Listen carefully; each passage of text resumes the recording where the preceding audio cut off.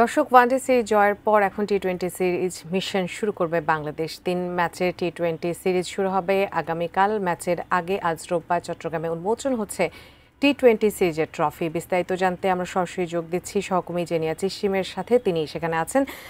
চিশিম, আসলে one day series জেতার পর এখন টি-20 সিরিজের একটি খেলার খবরাখবর শুনতে পাচ্ছি এবং এটি কালকেই শুরু হতে যাচ্ছে। এই খেলা নিয়ে বাংলাদেশ টিম আসলে কতটুকু প্রস্তুত এবং টিম ম্যানেজমেন্ট কতটুকু আশাবাদী, একটু জানাবেন।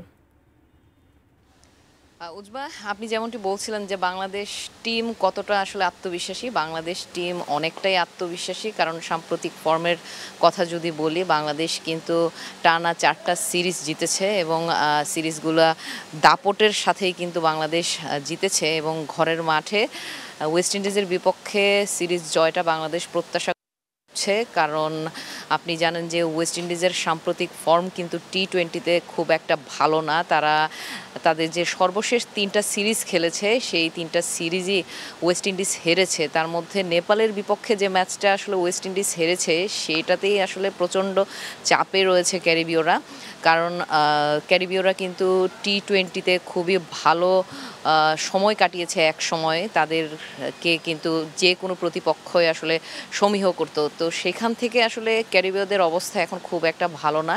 তারপরেও বলা যায় না, যেহেতু আসলে ফ্র্যাঞ্চাইজি ক্রিকেটে আসলে ক্যারিবীয় ক্রিকেটারদের খেলার অভিজ্ঞতা অনেক বেশি রয়েছে। তারা কিন্তু বিপিএলেও খেলে এবং বিভিন্ন ধরনের ফ্র্যাঞ্চাইজি ক্রিকেট খেলে বেড়ায় তারা। সুতরাং যে কোনো সময়ই তারপরেও আসলে কিছুক্ষণ আগেই লিটন দাস কিন্তু প্রেস ব্রিফিং করেছেন এবং তিনি কিন্তু বলেছেন যে